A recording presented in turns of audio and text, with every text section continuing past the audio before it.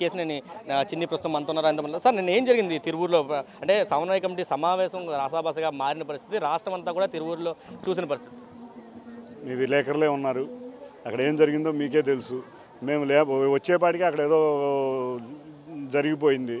సరే, మేము అందరం సభాస్థల దగ్గర ఉన్నాం. మేము మా కార్యకర్తలు 400 నుంచి 500 మంది దాకా అక్కడ ఉండి సభాస్థల దగ్గర ఏర్పాట్లు పరిశీలిస్తున్నాం. ఈ లోపల ఏదో పార్టీ ఆఫీస్లో గొడవ జరిగింది, దత్తు గారిని ఏదో నిర్బంధించారని చెప్పి మాకు ఏదో ఫోన్ వచ్చింది. అప్పటికి మేము వెళ్ళేపాటికి చూస్తే ఆఫీసు చంద్రవందరగా ఉంది. మేము సమన్వయం పాటించి అట్లాగే నుంచుని దత్తు గారిని బయటికి తెచ్చుకున్నాం.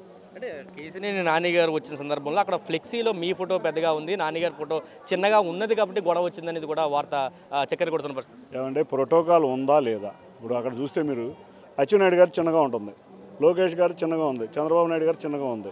అంటే వాళ్ళు కోపడతారా? ఎవరైనా ఫోటో ఉందా లేదా, ఫ్లెక్సీల్లో ఉందా లేదా, ప్రోటోకాల్ మెయింటైన్ అయిందా లేదా చూస్తాం. నిజంగా వీళ్ళందరూ కూడా బాధపడతారు, నాది పెద్దది ఉండాలి, నా చిన్నది ఉండాలంటే వాళ్ళకి ఎవరికి ఇష్టమైన వాళ్ళు పెట్టుకుంటారు. ఇప్పుడు నేను ఇష్టమైంది ఉమాగారిది ఉంది, పెట్టాం, పెద్దది పెట్టాం. లేదు, ఇక్కడ ఎవరైతే పని చేస్తున్నారో, ఇప్పుడు నాది ఇది ఫౌండేషన్లో నా ఫోటో పెట్టుకుంటున్నాం. అదే కానీ పార్టీ అక్కడ ఎవరిష్టం వాళ్ళ ఇష్టం, కానీ ఫోటోలో ప్రోటోకాల్ ఉందా లేదా అనే చూస్తాం. అంతేగాని పెద్దది ఉందా చిన్నది ఉందా అనేది కాదు. ఆ యొక్క ఫ్లెక్సీ విషయం కాదు, ఉండటం అయితే ఉంది కదా.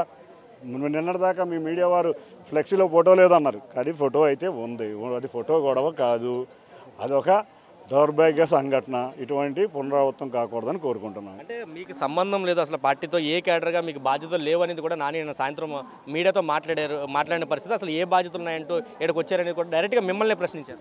మా కుటుంబం 1982లో రామారావు గారు పెట్టిన కాడి నుంచి తెలుగుదేశంలో ఉన్నా, తెలుగుదేశానికి పరోక్షంగా సపోర్ట్ చేశాం. నాకు బాధ్యత లేదంటానికి ఎవరు? నేను తెలుగుదేశం కార్యకర్తని, నేను ఎక్కడికన్నా వెళ్ళొచ్చు. నేను చంద్రబాబు నాయుడు గారు సభ ఉంది కాబట్టి ఎక్కడికైనా వెళ్తాం, సభను విజయవంతం చేసుకుంటాం, వస్తాం. కాబట్టి చంద్రబాబు నాయుడు గారే వద్దంటారు, కార్యకర్తలు ఎక్కడికైనా వెళ్తా అంటే చంద్రబాబు నాయుడు గారు వద్దంటారా? ఈ మధ్యలో ఉండే నాయకులు చేసే పనులకి మేము బాధ్యులం కాదు. కేసీఆర్ నాని చాలా సూటిగా చెప్పారు, నాలో రాక్షసుని నిద్ర లేపొద్దు, ఖచ్చితంగా ఒక యాంగిల్ మాత్రం ఇప్పుడు చూశారు అనేది కూడా ఆయన డైరెక్ట్గా అంటున్నారు. ఎందుకు నిద్ర లేకపోవాలి? ఏం అన్యాయం జరిగింది? మీరు 2 సార్లు ఎంపీ.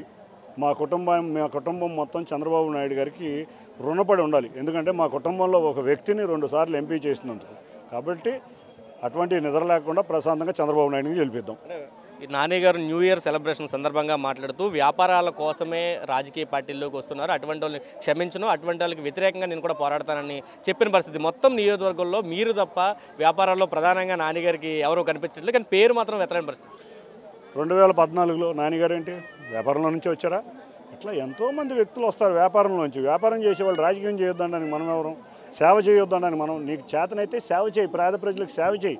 అంతేగాని సేవ చేసే వాళ్ళని రావద్దనడానికి మనకి ఏమన్నా రైట్ ఉంటుందా? మా ఎవ్వరికీ రైట్ లేదు. చంద్రబాబు నాయుడు గారే అనరు. కాబట్టి ఇటువంటివన్నీ మనం ఎవరు అనకూడదు.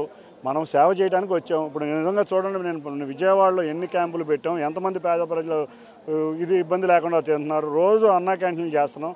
నన్ను వద్దనే రైట్ ఏంటి? నేను నన్ను తప్పు చేస్తే నువ్వు వ్యాపారవేత్తవే, నువ్వు పలానా చేసావు. ఎవరైనా వ్యాపారాలు 2014లో నాని గారు వచ్చేటప్పుడు కూడా, 2009లో కానీ 2014లో ఆయన వ్యాపారం నుంచే వచ్చారు కదా. మరి అప్పుడు వ్యాపారం చేసేవాళ్ళు పనికొచ్చినప్పుడు ఇప్పుడు వ్యాపారం చేసేవాళ్ళు పనికిరారా? వ్యాపారవేత్తలు చేయకూడదని ఏమన్నా ఉందా? మాలాంటి వ్యాపారవేత్తలు బాగా వస్తే ఇంకా పేద ప్రజలకు సేవ చేసుకునే అదృష్టం మాకు తగులుతుంది అనేది నా యొక్క అభిప్రాయం. ఈ అన్నింటికి 7వ తారీఖు ఏమైనా ఫుల్ స్టాప్ పడే అవకాశం ఏమైనా ఉంది? ఎందుకంటే ప్రతి సందర్భంలో నియోజకవర్గ సమావేశం అంటేనే కొంచెం రసాబసగా మారుతున్న పరిస్థితి. బెంచ్ సర్కిల్లో చూసాం, ఎస్సీ సమావేశంలో కానీ మైనార్టీ సమావేశంలో కానీ, ఈరోజు తిరువూరులో కూడా అన్నీ చిన్న మాది మీరు చూశారు. యువగళం పాదయాత్ర విజయవాడలో ప్రవేశించింది. ఎంత అద్భుతంగా జరిగిందండి. ఏమైనా గొడవ జరిగిందా? చాలా అద్భుతంగా నాయకులు కార్యకర్తలు కష్టపడి లోకేష్ గారికి రాష్ట్రం మొత్తం మీద స్టార్ట్ అయిన కాడి నుంచి చివరి దాకా ఎక్కడే జరగని విధంగా మేము విజయవాడలో చూపించాం. 14 గంటలు పాదయాత్ర చేయించాం. ఎక్కడన్నా జరిగిందా మీరు చూస్తే? అటువంటి ఘనత విజయవాడది. ఏ గొడవ జరగకుండా వెళ్ళదు. ఎవరో కొంతమంది చిల్లర వ్యక్తులు చేసే గొడవలు మేము పట్టించుకోం. మా పార్టీ క్రమశిక్షణ గల పార్టీ గట్టిగా ఉంటుంది.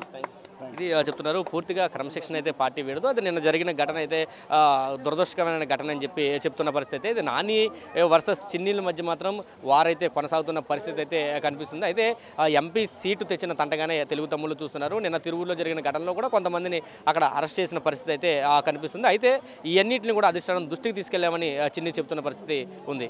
కెమెరా పర్సన్ నానితో కలిసి సురేంద్ర, RTV, విజయవాడ నుంచి. మరిన్ని వీడియోస్ కోసం ఛానల్ ని సబ్స్క్రైబ్ చేయండి, లేటెస్ట్ అప్డేట్స్ కోసం వాట్సాప్ ఛానల్ ని ఫాలో చేయండి, అండ్ లింక్ డిస్క్రిప్షన్ లో ఉంది.